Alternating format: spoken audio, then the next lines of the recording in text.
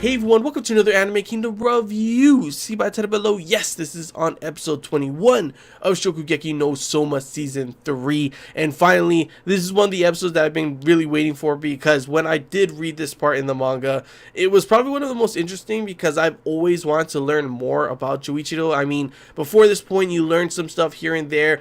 You know that he's an amazing chef. He travels around the world in these high, 5-star kind of restaurants he's cooking, and people want him to cook for them.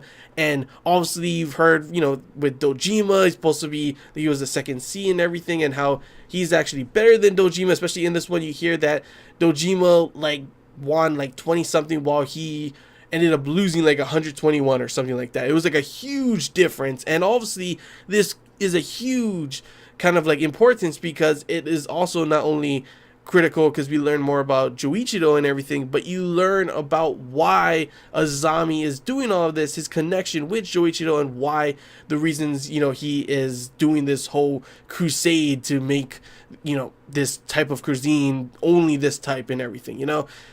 It honestly it was really interesting to read, and it was even way better in animated form, because of obviously one of the reasons why I always love to see when something's animated is the soundtrack, and of course the visuals and everything. But the soundtrack is something that always just changes the scene completely, and I love the way you go from the start of this episode and how you see them at the very beginning, and how Joichiro is super happy, having fun, and they're the whole story about both Azami and Dojima kind of following him on this journey, and it's kind of like a more lighthearted, kind of fun adventure kind of soundtrack, kind of music going on. And then as you go in, it starts to get more and more kind of just this super hard hill to overpass. You see Joichiro is it's lonely to be the best. It's a lonely at the top, as they always say.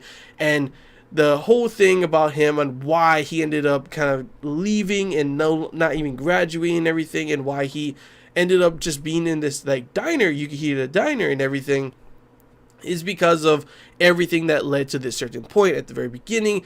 He had fun with cooking, and that of course is a huge thing that we see in this series so far, with how at first that's how it was with Edina as well. She never had fun with cooking. Of course, Soma and the rest of the Polar Star Dormitory has slowly been changing that and everything, and that's the same thing with Joichiro. He lost him having fun with cooking, because everyone just thought of him being this genius, while he works super hard every single time to get to where he's at and everything. But people just look at him as he is a genius. He can keep doing this no problem. It's super easy, and he just had to struggle more and more and more as he goes through his next goal and his next goal. And I always love, like I say, in each of these episodes, how they show a kind of comparison in a way. But this one is him going through a sandstorm at the very, very beginning. He's able to go through it there's no problem. He's able to just completely walk through, and because of that, it allows Dojima and Azami to follow him. And then of course at one point it's just him alone. He starts to get bruised up, his leg is all messed up, he's got a light source, until the point where it just all comes down and he cannot handle it. And as the headmaster had said, he was swallowed up by the storm. He was pretty much destroyed by his own greatness and everything. The headmaster even said that he saw that this might have been a possibility, that this would have happened. And yeah, it got to the point where at first he loved cooking, he was having fun, and then as he started to cook more and more, people just thought of him as this amazing genius. They thought he would do better at each time, better and better and better. And because that he worked so damn hard, it came to the point where we even learned, with Shiomi and everything, the reasons why he made those kind of dishes was it was a way to let off steam. But it came to the point where it just bottled all up, and he could not handle it, that even when this this huge competition blew, it was way too much for him. And because of that, he ends up going on a soul searching journey, as we all know. And later on, somewhere along the way, he ends up of course meeting his wife and having Soma as a child, to which I really do want to learn more about Soma's mother as well. But nonetheless, Soma, of course, and the mother were two of the reasons why he was able to be saved and be able to start his cooking again and everything. But because of him leaving, that of course we see Azami, and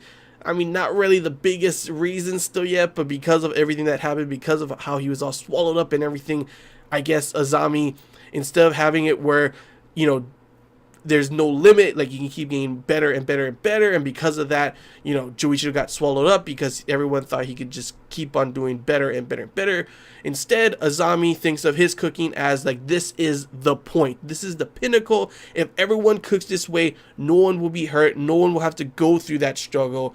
And you know, of course, that's why obviously he thinks that his crusade is like the way to go and everything. That's why he thinks Central is how it should be. Even though it takes away all the creativity, it will also take away all the struggle. And that's kind of, you can kind of understand why Azami's doing that, even if it is in a messed up way, especially with how he pretty much try to raise Erina as well. You know, it makes no excuse and everything, but you can kind of little bit understand Azami in a little bit of a way, even though when he was at the school in this episode as well, you can kind of see that he was kind of creepy the whole time as well. Like, this dark aura while he was listening to Joichiro was pretty funny, honestly, to see and everything. But yeah, honestly, pretty damn good episode. Really enjoyed it. Like I said, the big part of it for me, since I did of course already read this part in the manga, was to listen to the soundtrack and see all the visuals as well combined together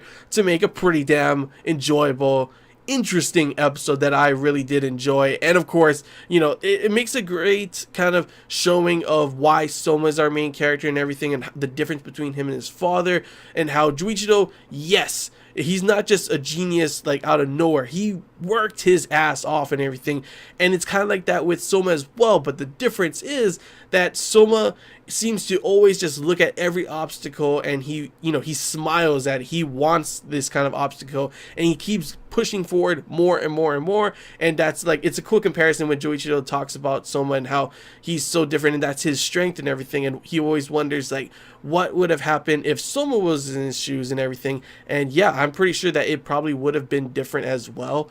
But yeah, honestly, awesome episode. Really enjoyed it. Cannot wait to see the next one as we get more into, you know, the craziness that is going on right now. But yeah, that's all I really got to say, guys. Hope you guys enjoyed this Anime Kingdom review. If you have any questions, feel free to comment below. If there's anything I missed and you want to talk about, comment below as well. And if you did enjoy, don't forget to leave a like. If you haven't already, feel free to subscribe for more content. As always, guys, I want to hear your guys' thoughts. How do you feel about this episode? Anime watchers only, did you enjoy it? Good, bad, whatever you guys want to talk about, feel free to comment below. And source material readers, manga readers, how did you feel about this episode? Did you like it like I did? Do you think it was adapted well too? Did you love the soundtrack part of it?